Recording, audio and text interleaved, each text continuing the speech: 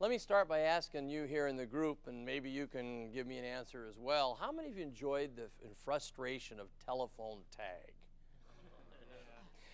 You call, they call, you call, they call. Let me give you some ideas to, first of all, cut down telephone tag and also increase the percentage of decision makers you meet. Now, as you get busy and you have lots of business to work with, you're going to be out, be serving clients, you're going to be gone.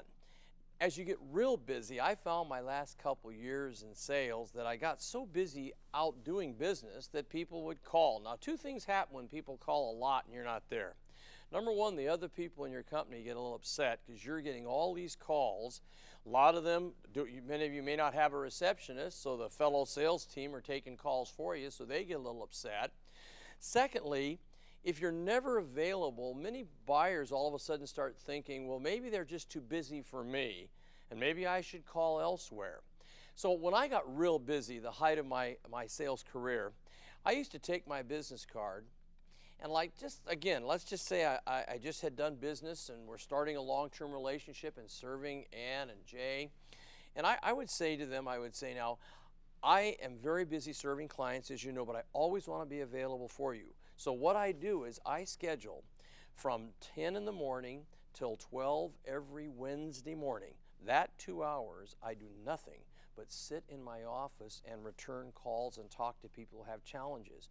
So if you guys have anything you need me for, if it can wait, let me just make a note of that. Wednesday, 10 until 12, and that's when I'll be just sitting there waiting for you. Okay? Now what I've done is given them a time when I will be there. Now if you start doing this and you're not going to be there, you must make sure the receptionist knows that someone else is there to let them know that Mr. Hopkins knew you were going to be calling. He had an emergency come up. He is going to be getting right back to you. So that again is letting them know. It's almost like educating your buyers as to when you will be available. It cuts down so many calls that come in and waste the time of your other associates or your receptionist.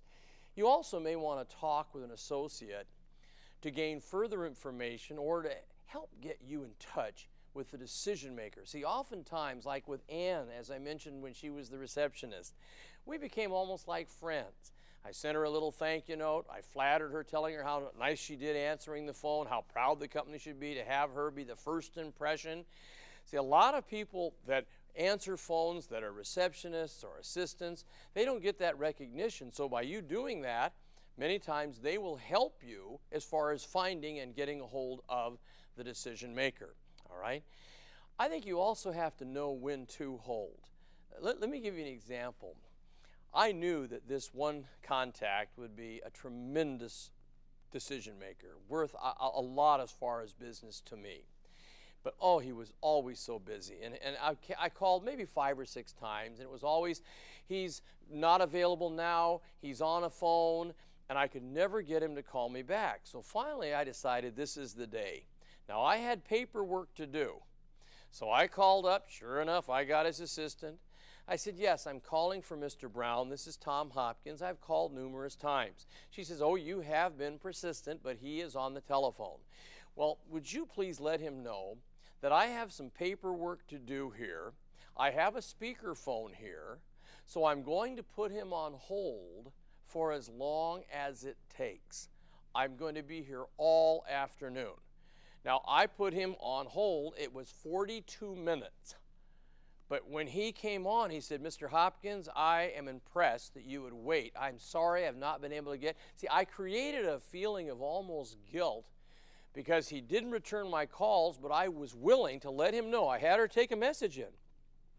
Mr. Hopkins knows how busy you are, but he is on hold and will hold as long as it takes to talk to you today. It ended up being a tremendous transaction for our company, all because of, again, being creative. So why don't you give that a try if the time is right, all right? Here's another thing. I think you need to leave valuable information on your messages. Entice the decision maker to want to talk with you. That's why you want to sit down and say, what are the main benefits our product offers a company? Is it lowering overhead, thus increasing profits? Is it enabling your company to function more effectively? Is it enabling you in a business-to-business contact to do a better job for the client? If your company does business to consumer, will this be something that'll help you in that area? So it's like saying, I want to pretend I'm putting myself in their shoes when I leave these messages that created a degree of enticement for them to call back. Now here's another thing as you get real busy I'd like you to consider. Actually scheduling a phone meeting like you would an in-person meeting. Meaning I had some decision makers that were always busy, I was always busy, and finally I just said, why don't we confirm that I will call at 3 o'clock on Wednesday? Now would you please put that in Mr. Johnson's planning device? I am going to call at 3 on Wednesday. Now, that's 5 days from now. I would actually send a letter of confirmation on this telephone call. Something like this: Mr. Johnson, my name again is Tom Hopkins. I've been calling numerous times to visit with you.